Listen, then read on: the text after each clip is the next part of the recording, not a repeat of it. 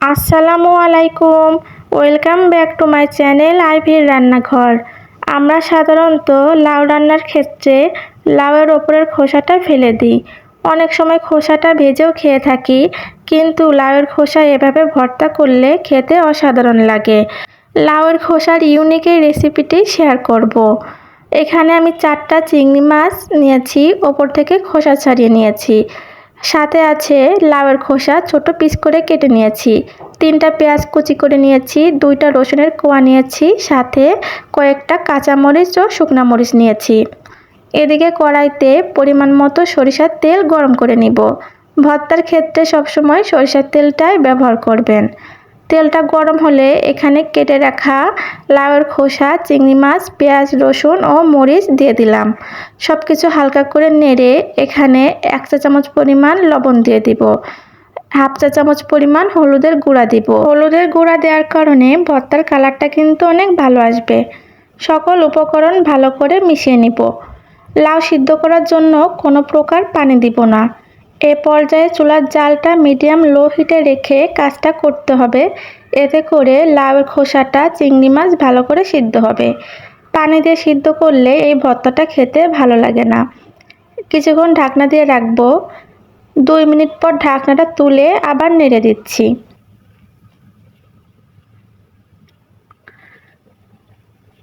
চুলার জালটা কিন্তু সবসময় লো হিটে রাখতে হবে, না হলে কিন্তু লাউয়ের খোসাটা পুড়ে যাবে এবং খেতেও তিতা লাগবে।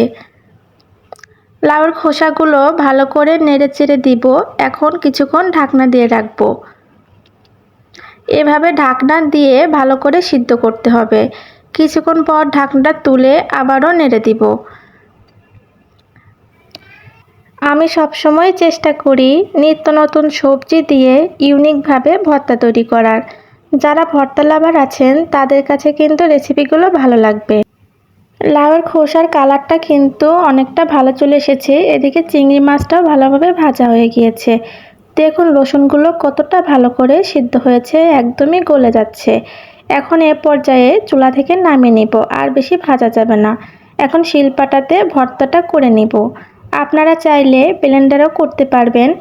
যে কোনো ভর্তা শিলপাটাতে করলে একটা অন্যরকম স্বাদ লাগে, খেতে কিন্তু অসাধারণ লাগে।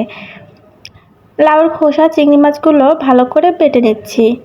আমার রেসিপিগুলো যদি আপনাদের কাছে ভালো লাগে, আমার চ্যানেলটি সাবস্ক্রাইব করে আমার সাথে থাকবেন। যারা ফেসবুক পেজ থেকে দেখছেন, পেজটি অবশ্যই ফলো দিয়ে রাখবেন। সকল উপকরণ ভালো করে বেটে নিব। যে কোনো ভর্তায় পুরোপুরি মিহি করলে খেতে কিন্তু ভালো লাগে না, একটু আঁশ থাকলে খেতে অসাধারণ লাগে। আমিও ভর্তাটা পুরোপুরি মিহি না করে একটু আঁশ রাখবো, এতে খেতে কিন্তু ভালো লাগবে।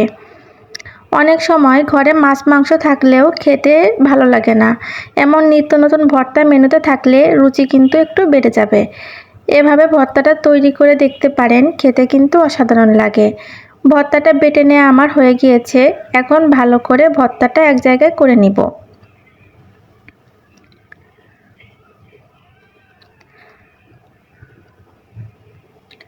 এখন ভর্তাতে একটু সরিষার তেল দিয়ে দিব।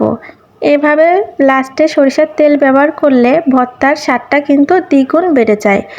সরিষার তেলটা দিয়ে ভালো করে ভর্তার সঙ্গে মেখে নেব। ব্যাস তৈরি হয়ে গেল মজাদার লাউয়ের খোসা দিয়ে চিংড়ি মাছের ভর্তা। খেতে কিন্তু অসাধারণ। একবার হলেও বাসায় ট্রাই করে দেখবেন, আশা করি ভালো লাগবে। অল্প একটু ভর্তা রেখে বাকি ভর্তা আমি সরিয়ে নিয়েছি। এই ভর্তার মাঝে 1 মুঠো ভাত নিয়ে পাটাতে ভালো করে মেখে নেব।